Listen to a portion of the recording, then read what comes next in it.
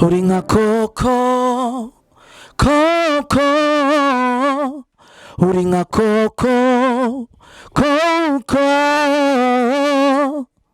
ndakubona nkamerereza nkaburayo ncira nayo mira turi mu bantu mbambona turi twenyine mw'isi ya babiri witwa Adamu nitwa Eva nterukitabira turema indirimbo sha sinayitwa koko.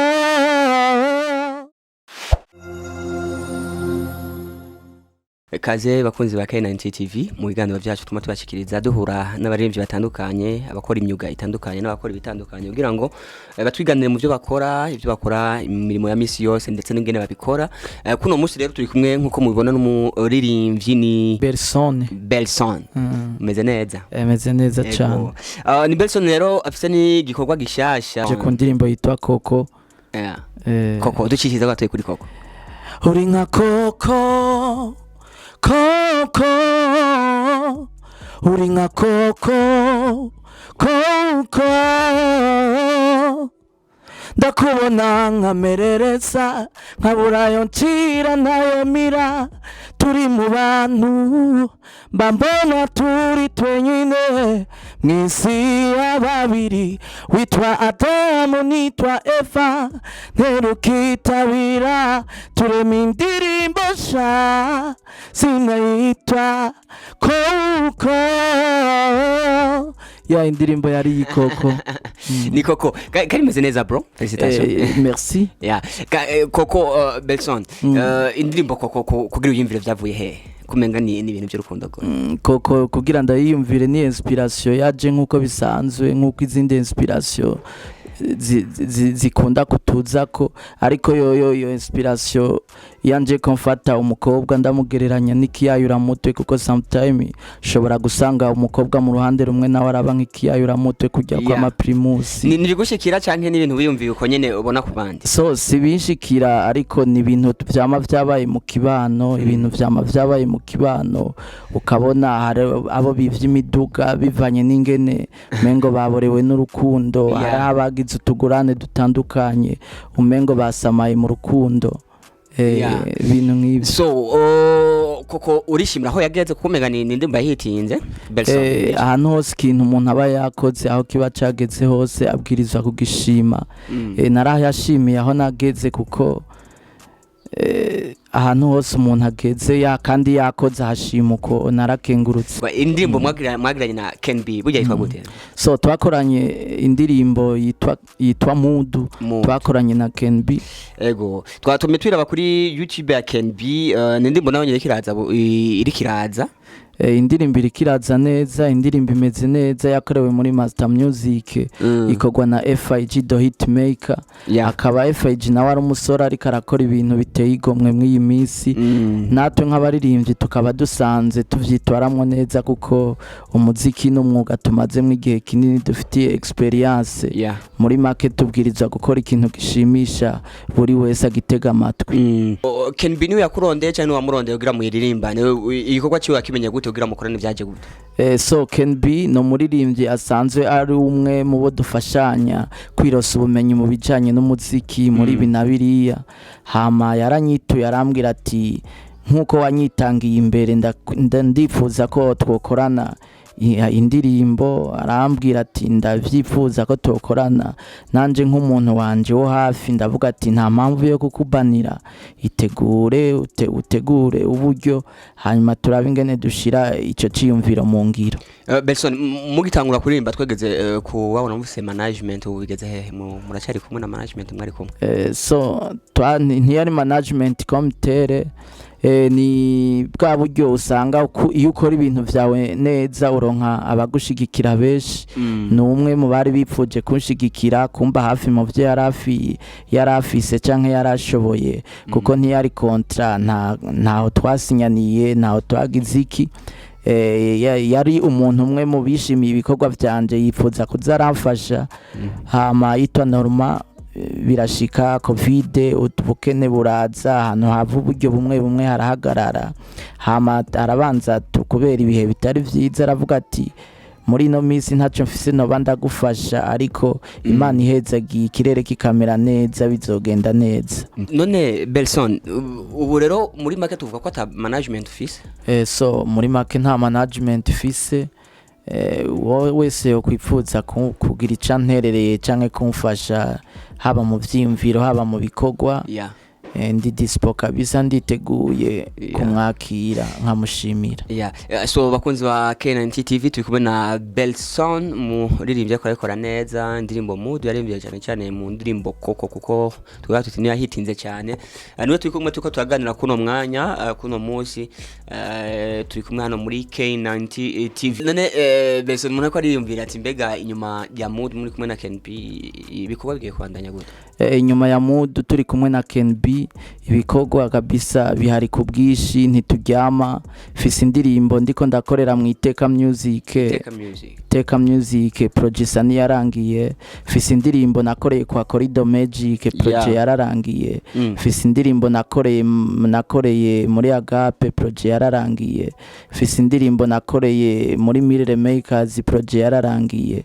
Ndi ku murimo ijoro no mutaga singyama. None bigenda gute urakore muri Mirror rero akora muri Agape urakora kwa Kuri urakora muri Iteka Music bigenda gute ngo amastudio gumukurakuranya nkuko biva kuki uhayirondereki kweriki uhindura nkuko kose? So guhindura studio birava uno munsi urahurana naka kuko mu bamusi tuba dusanzwe turaba musicien twese nkamupitira tugahuza nkamubwira indirimbo yanje fisa akayishimira kansaba ko twoyikora hanyuma tugakorana kuko bose baba basanzwe ari abakozi beza. Iyo dukoranye mbona ko ataco mpomba ahubwo nunguka cyane hama tukabasha gukorana ibikorwa bitandukanye kabisa. Umva rero ni ibintu byiza gose. None uzavuze ucira kura gute indirimbo zishaka kuri zine zose umva uri kurakora canke zenga umvuzo cyuzisohora gute bizogenda gute kuri uzozisohorera rimwe canke so uko nzozisohora biroroshe cyane. Hari uburyo bwinshi nshobora kuzisohoramwo bivanye n'ibihe tuba turimwo ariko ntaco bitwaye kuzishira muri stock kuko iyo urumurimye ikigega cawe kikuzura ivyimburwa nibaza kutakora utabara uruhombo ahubwo ko bari ukwitegura neza kugira n'imbere igihe ikirere cabaye nabi amapfakaza azosange witeguye. Rero jewe ntaco bintwaye naho yoba album canke album zibiri ziri muri stock mba mbona ko nibikiye ejo bishobora kungora nkabura amafaranga yo gukora ugasanga nikoze kuvyo nari narabitse inyuma yanje.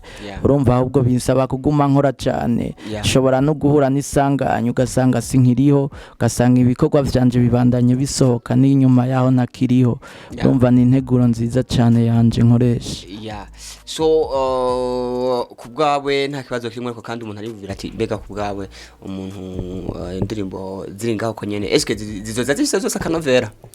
Indirimbo zizoza zifise akanovera kuko indirimbo je ndirimba n'indirimbo zibwirizwa kuba zifise akanovera kuko fise notion zitandukanye za musique sindumwe aririmba umuziki ukawumviriza ukumva nta kirimwo. Fise notionize musique kwishure ryitwa Rock Belgique ryari ry'umuzungu w'umugore wa Saidi Braza rirongowe na Saidi Braza. Ndagigamwe igihe twigana na ba Endomike do Machine twigana na ba Masterende twigana na ba FIG Difficile Edouard Trompe twigana na ba Sostene baririmba makaraoke kuri Club Direct Tanganyika. Urumva fise notion y'umuziki nkora umuziki nzi neza kandi hatari wa muziki ucutakara ejo canke ucutakara haheze umwanya muto kibicizere kandi nkizera ko n'aba producteur nabo baba bamvugirije abamizise tuba twakoranye twese tumeze uko nyene bimicizere ko indirimbo ishobora kumara n'imyaka 5 iri mu gikoni hamikazi imeze neza kiretse ko abubu twihenda ngo kuvuma ngo ni style igezwe ariko kuvuma si style igezwe style yariyo yose irashobora kuvuma. Bivana wayiririmbye kubwa bivana no wayiririmbye byensire n'ingene wayiririmbye n'intumbero wa office. Ne kubwa kuririmba uririmba office ya intumbero kubwa?